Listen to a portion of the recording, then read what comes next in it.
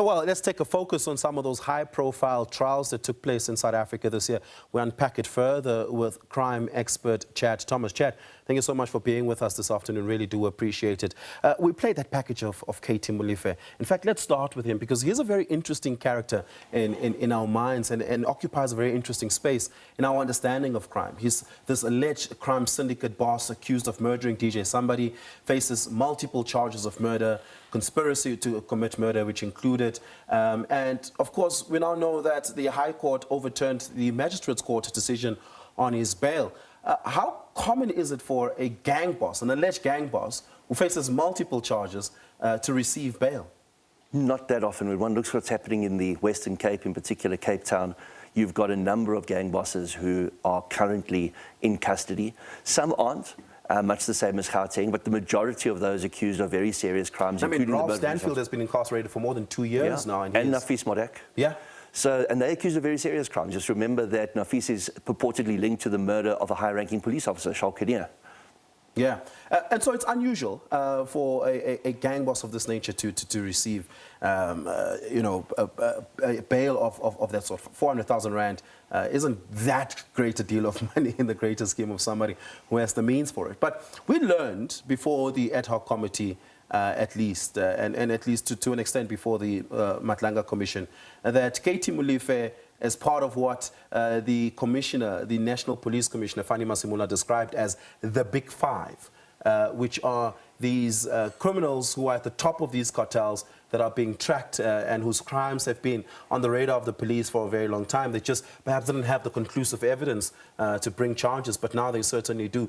Do you believe that the Big Five exist? We've heard testimony to the effect that it doesn't exist. Do you believe that the Big Five exist? And do you believe that Katiso Molefe fits the profile of someone who could be at the top of a cartel? There has to be top-tier leadership in South Africa when it comes to criminal organizations such as these. When one looks at Katiso Molefe as an example, and you look at his family, his nephew's still on the run, his nephew's still wanted in connection with the Armand Swart murder. And it was the Armand Swart murder, which was sadly mistaken identity of a whistleblower, where they were able to put so many of the missing pieces together. Some of the hitmen, Tawe, a police officer, the AK-47, they were able to link this to the DJ Sumbody murder. I was on watching brief from an investigation perspective for the Sefoka family. When these arrests were made, we were extremely ecstatic because unlike the Babita murder, it wasn't just the trigger men that were being held to account, but it was facilitators. It was people that are far higher up in the hierarchy of organized crime. So, of course, a great disappointment when the High Court on appeal gave bail. But we do believe that there is top-tier leadership in this country. We do believe there's a cartel. Whether there's a Big Five, a Big 10, a Big 15, I don't know. But there definitely are massive organized crime syndicates. And I'm glad you highlight the Armand Swart murder because it shines a light on something very specific for us. And at least it gives us hope that the forensics capability in the detective units of South African police services are functional in that the ballistics data points are able to connect different murders, different crimes, and they all come together. But as they come together, they don't come together neatly, but they begin to show the pattern of what is potentially a syndicate. How do you bring such a case where you have all these pieces of crime across different parts with different motives having taken place, and you have this one piece of evidence in the Armand Swart case that sort of ties them together? Do you pause and say, look, we need to investigate further until we've concluded all of the investigations, or do you begin the trial on that which you think you're ready to bring trial with? When it comes to organized crime syndicates, you want to have an intelligence driven investigation initially. Once you start putting the pieces together, it becomes prosecutorial guided. With a PKTT that was made up of members from organized crime, made up of members from crime intelligence, they were successful in that they could expedite a lot of things. And that's why with the disbanding of the PKTT, or the attempt to disband them, there was this massive concern amongst law enforcement circles, because we would want to replicate the successes of the PKTT rather than push them away and take away those successes that they had. So we need to concentrate going forward in 2026 of what units were successful, how they succeeded, and how we replicated, much the same as the anti-kidnapping task team. Yeah. As a private investigator, do you profile characters like Katiso Molefe? And to the extent that you do, what are the data points and pieces of information around their profile that you're looking for? Is it perhaps the extent of their resource, the extent of their reach, their political networks. How do you make sense of someone like this? It's a very interesting dynamic because we have the Madlanga Commission at the same time as the Parliamentary Ad Hoc Committee, at the same time as these high-profile cases. All are running parallel to one another. And so much is coming out. Like we've now found out that Katiso Molefe definitely had connections within the Hawks, definitely had connections that reached the very top leadership of the Hawks because they were sent either to interfere or to find out, depending on whose version you want to listen to, what was happening while he was being raided. So it is exceptionally important to understand the nature of the beast. As an investigator, we have the authority in terms of the act that designates private investigations to profile an individual without their consent, to do a lifestyle audit, to be able to identify assets and money flows, because that's what's so important. You see somebody on paper what they do, but then you see their actual lifestyle, and you have to compare the two. And that's something SARS was very successful at, and they're getting back to that as well. So what are the data points around Katiso Molefe that you think the public should know?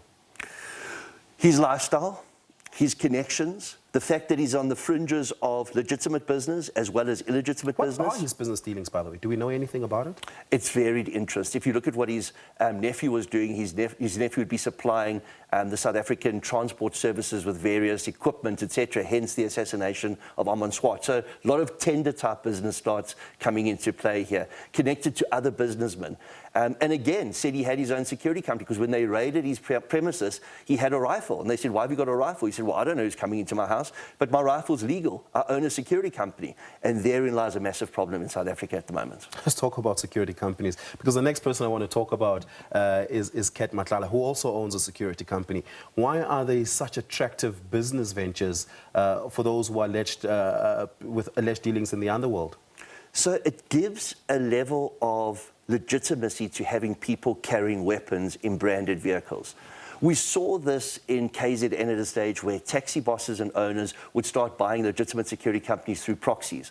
They said it was for VIP protection, but then a rival taxi owner would also buy up a security company through a proxy. They would have legitimate weapons, but what they land up doing is fighting proxy wars amongst themselves. Somebody like Kat Molefe, he had Cat Protection Services. Cat Protection was more for him than anybody else. He drove in one of the biggest cavalcades you could imagine. It looked like the president's. He had ex-members of South African Special Forces from the military, ex-members of the Special Task Force from the police, all purportedly looking after him. Who is he? And who were quite handsomely paid. Correct, 100,000 rand each a month. But who is he? Then you need to think, why would he need this? Is he looking for protection because he's in the underworld and people are trying to take out his position because he's a rival to them? Or is he using this as a militia for extortion purposes? He too was denied bail. In fact, his was more controversial than that of Katiso Molefe. In fact, let's take a look at what transpired in court when Kat Matlala had brought a bail application. The nature and seriousness of the offences demonstrate a clear danger to the safety of the community. The state's case viewed at this stage cannot be described as weak.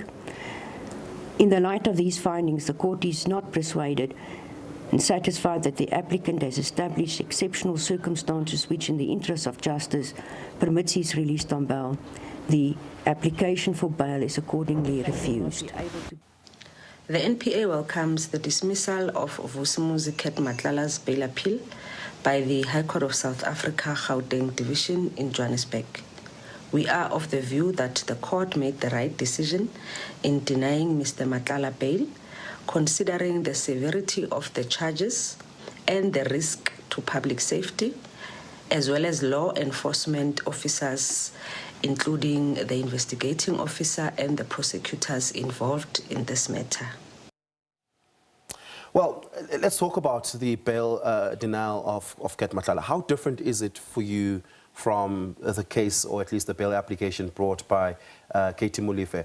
Because they seem quite level in seriousness. Of course, the court here considered the fact that at least the prosecutors made a strong argument for why they think Kat Matlala is, one, a flight risk, a serious flight risk. There were conversations about him potentially having a fraudulent passport, a Eswatini passport, under the name Vusi Dlamini.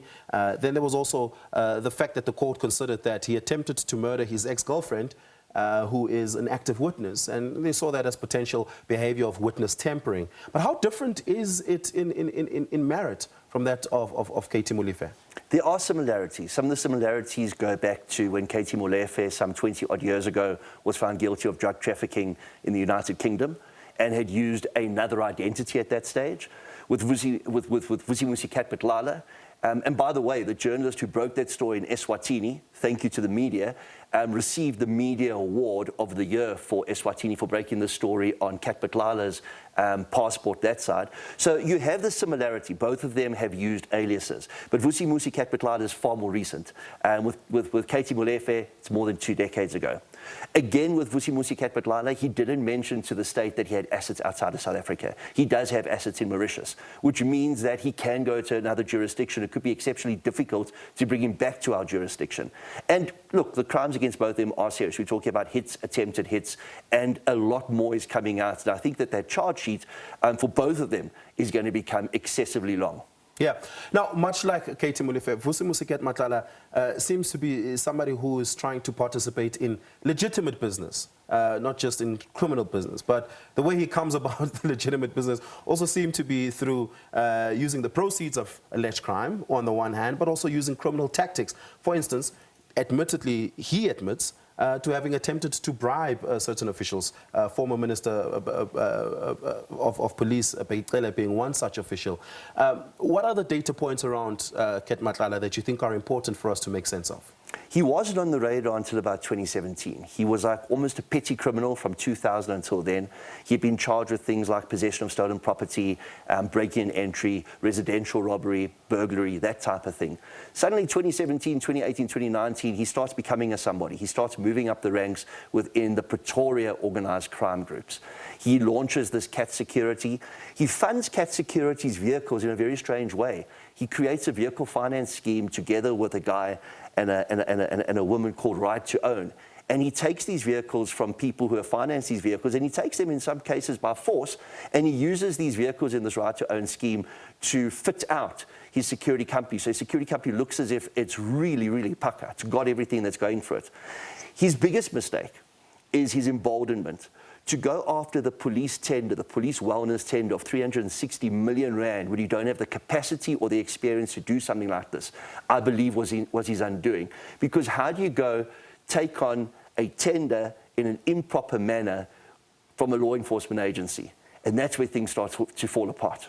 Yeah, and it is when he attempts to murder his ex-girlfriend, Tebogo Dobejane, allegedly, that he comes into the national spotlight, and through her testimony, or at least through an affidavit that she had supplied to South African Police Service, there seems to be a connection between Kat Matlala and Babita Deokaran, at least the assassination of her. Is there any sort of credibility to some of those claims? Look, we mustn't forget it wasn't just Borgo in the car. There was a passenger who is wounded for the rest of her life. She'll be very lucky if she walks again properly. That was a horrendous crime. And it was the linkage that was needed to Katiso Molefe's crew, to Tawe and the others, that has brought them together to show that there's this underworld hit squad that operates for different, very wealthy individuals. But when one looks at what's happening in respect of the tenders, and one looks at what happened with Tembisa and Babita, there are marked similarities when you look at Armand Swart and the Transnet tender. There are marked similarities with the Departments of Health and Babita. And that's where the concern comes in. And we're looking at it still happening today. Mpho Mafole was assassinated on June 30th of this year. He was the chief auditor at Ekurhuleni, and he had discovered that there were massive problems in terms of the awarding of tenders. One was a chemical toilet tender in excess of 2 billion rand, and he was killed. And look at the post he held. Yeah. He was the Attorney General, the Auditor General's office for 10 years. The minute he moved across to Ekurhuleni, he was dead man walking in 3 months. Yeah.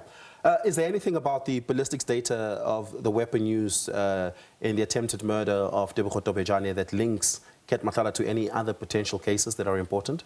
I think that is the key to all of this, was the ballistics that were done. And it's our best ballistics that were seconded to PKTT. PKTT were able to get ballistics done far quicker. And therein lies the linkages. Because there was no ballistics information in Gauteng. It was only in KwaZulu-Natal where a ballistics expert there was able to give us this data. Does it worry you a little bit? Of course it does. We've got such a massive backlog, not just on ballistics or blood splatter, but on DNA. today with rape kits. We have this backlog that is impacting criminal justice. You've got matters that can't be enrolled, that may only be enrolled 3, 4, 5 years from now. And that's simply because the exhibits don't have the opportunity to be tested correctly. We don't have sufficient facilities. Yeah.